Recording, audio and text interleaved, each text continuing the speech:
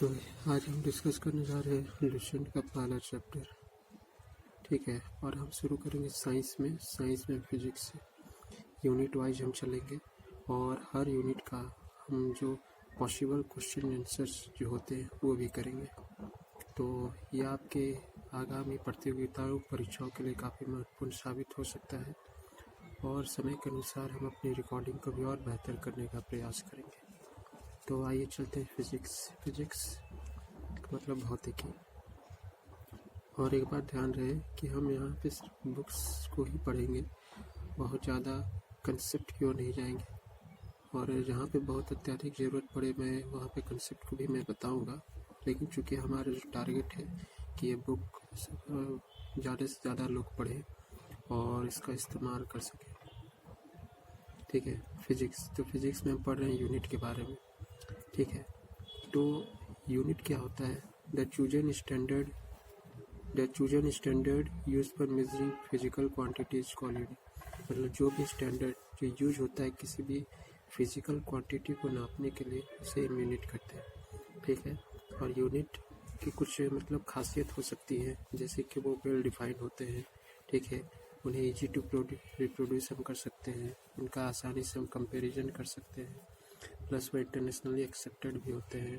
ठीक है, और वो फिजिकल कंडीशन में के कारण जो परिवर्तन होता है उससे वो इंडिपेंडेंट रहते हैं, मतलब उनका उस यूनिट पर कोई भी प्रभाव नहीं पड़ता। तो बेसिकली हम यहाँ बस इतना जानना है कि यूनिट क्या होता है। तो यूनिट का मतलब होता है कि वैसा जो भी स्टैंडर्ड जिससे कि हम किसी भी फिजिकल यूनिट को नाप सकें। अब आ जाइए यूनिट के प्रकार। तो यूनिट जनरली दो प्रकार के होते हैं, एक होता है फंडामेंटल और एक होता है दूसरा डिराइव्ड। ठीक है, तो अब यहाँ हमें ये जानना है कि फंडामेंटल यूनिट किसको कहते हैं, डिराइव्ड यूनिट किसको कहते हैं, तो हम आगे जानेंगे। उसके पहले हम जान लेते हैं सिस्टम ऑफ यूनिट्स। ठीक है, और यूनिट क्या होता है कि कोई एक ही यूनिट नहीं होता है। यूनिट मतलब हमेशा आपके चॉइस पर निर्भर करता है। ठीक है, और जैसे कि आप ऐसे तो आप लोकल स्तर पर भी देखोगे तो काफ़ी आपको यूनिट्स मिल जाएंगे, पर हम यहाँ सिर्फ इंटरनेशनली मतलब जो वर्ल्ड लेवल पर जो एक्सेप्टेड है उनकी बात कर रहे हैं। तो पहला हो जाएगा CGS, दूसरा हो जाएगा FPS, एक हो जाएगा MKS। ठीक, और लास्ट में हो जाएगा SI यूनिट्स। और ये SI यूनिट्स जो है ये सबसे ज़्यादा प्रचलन में है, ये तो आपको पता ही है। अब आ जाइए, हमने पढ़ा फंडामेंटल यूनिट्स के बारे में। तो फंडामेंटल यूनिट्स कहते हैं किसको है? ठीक है, ये बेसिकली ये फंडामेंटल यूनिट्स होते हैं जिनके बेसिस पर दूसरे यूनिट्स का निर्माण होता है। और बेसिकली फिजिक्स में 7 फंडामेंटल यूनिट्स हैं। वो कौन कौन है? एक तो लेंथ हो जाएगा, फंडामेंटल यूनिट्स की हम बात कर रहे हैं। There are 7 fundamental units. ठीक है, वो हो जाएंगे आपके लेंथ, ठीक, लंबाई, एक हो जाएगा मास, ठीक है, दूसरा आ जाएगा डिस्टेंस। ये तीनों तो आपको ऐसे भी याद रखना है। ठीक है, लेंथ, मास और टाइम, लेंथ, मास, टाइम होंगे। उसके बाद हो जाएगा आपका इलेक्ट्रिक करंट हो जाएगा। ठीक है, फिर आपका टेम्परेचर हो जाएगा, फिर एक ल्यूमिनस इंटेंसिटी हो जाएगा, उसके बाद हो जाएगा अमाउंट ऑफ सब्सटेंस। तो लेंथ का क्या हो जाएगा? मीटर, मास का हो जाएगा kg, टाइम का हो जाएगा सेकेंड, इलेक्ट्रिक करंट का हो जाएगा एम्पियर, टेम्परेचर का हो जाएगा केल्विन, ल्यूमिनस इंटेंसिटी का हो जाएगा कैंडेला, अमाउंट ऑफ सब्सटेंस का हो जाएगा आपका मोल। ठीक है, इसके अलावा इन 7 फंडामेंटल यूनिट्स के अलावा 2 सप्लीमेंट्री यूनिट्स भी है। तो आपसे ये पूछ सकता है कि how many supplementary units are there? तो देयर आर 2। एक हो जाएगा रेडियन, दूसरा हो जाएगा स्टेरेडियन। रेडियन जो होता है ये प्लेन एंगल को नापने के लिए होता है, वहीं स्टेरेडियन जो होता है ये सॉलिड एंगल के लिए यूज होता है। ठीक, अब आ जाइए, वैसे सारे यूनिट्स जो कि ड्राइव्ड किए जाते हैं फंडामेंटल यूनिट्स की सहायता से उन्हें हम ड्राइव्ड यूनिट कहते हैं। ठीक है, मतलब फंडामेंटल यूनिट्स स्वयं के होते हैं लेकिन ड्राइव्ड यूनिट को सहायता लेनी पड़ती है किसकी? फंडामेंटल यूनिट्स की। तो ये आपके 2 बुक में एग्जाम्पल दिए हुए, एक तो हो जाएगा फोर्स। ठीक है, फोर्स का CGS यूनिट में हो जाएगा डाइन और SI यूनिट में हो जाएगा न्यूटन। और 1 न्यूटन इक्वल टू 10 के पावर 5 डाइन। वर्क का हो जाएगा आपका CGS यूनिट में अर्ग और SI यूनिट में जूल। तो 1 जूल इक्वल टू 10 के पावर 7 अर्ग। ये बात ध्यान में रखिए। फोर्स का ऐसा यूनिट होता है 1 न्यूटन, और 1 न्यूटन इक्वल टू आपका होता है 10 के पावर 5 डाइन, और वर्क का होता है जूल, और 1 जूल इक्वल टू 10 के पावर 7 जूल।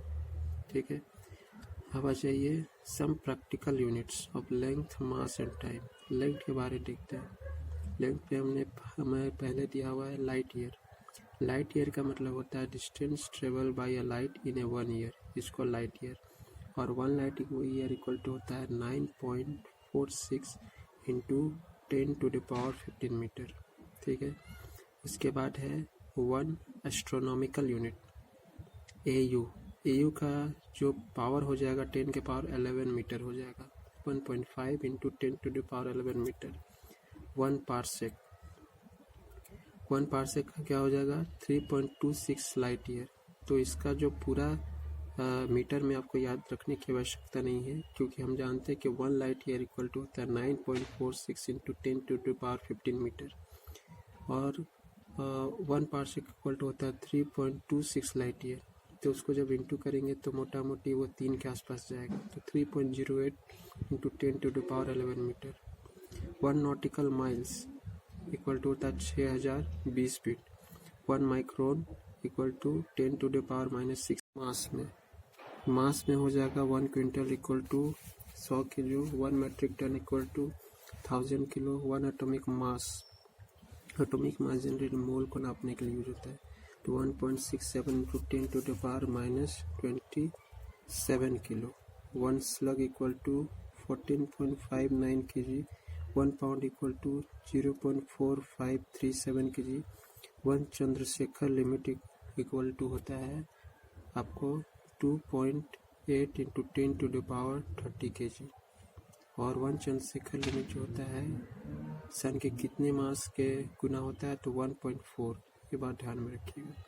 अब टाइम में आ जाइए। टाइम में कुछ इंपॉर्टेंट यूनिट है। एक दिन में कितने सेकंड, 86,400। और एक ईयर में कितने दिन होते हैं, 365.5 solar days. 1 lunar month equal to क्या होता है 27.3 सोलर डे। ट्रॉपिकल ईयर किसे कहते हैं, एक ऐसा वर्ष जिसमें कि सारे लूनर इक्लिप्स होते हैं। ठीक है, एक साल जिसमें कि सारे सोलर इक्लिप्स हो, यानी सूर्य ग्रहण हो। लीप ईयर वैसा दिन, वैसा साल जिसमें कि फरवरी महीना 29 दिनों का होता है। 1 कॉस्मिक ईयर इक्वल टू होता है 25 करोड़ वर्ष। ठीक है,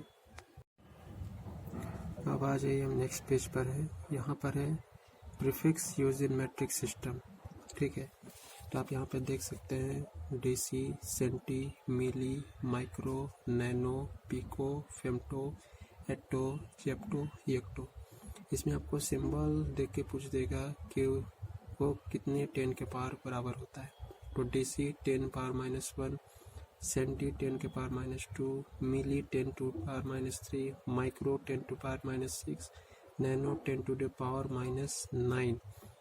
ठीक है, नैनो मतलब 9, तो इसलिए 10 to the power -9। Pico 10 to the power 12। Femto मतलब 15, तो फेम्टो तो 10 to the power -15।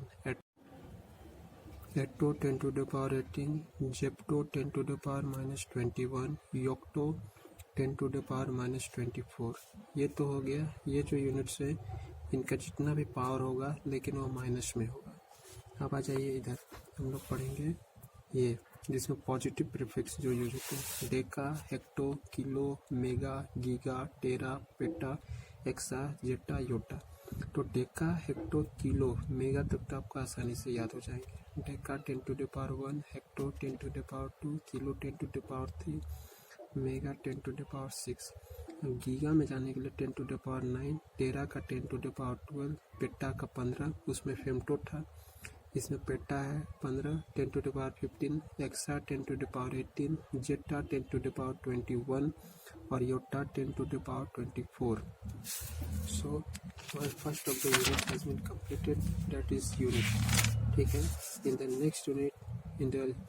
next video we will discuss about the second unit of the physics, that is called motion. So till then, goodbye, take care.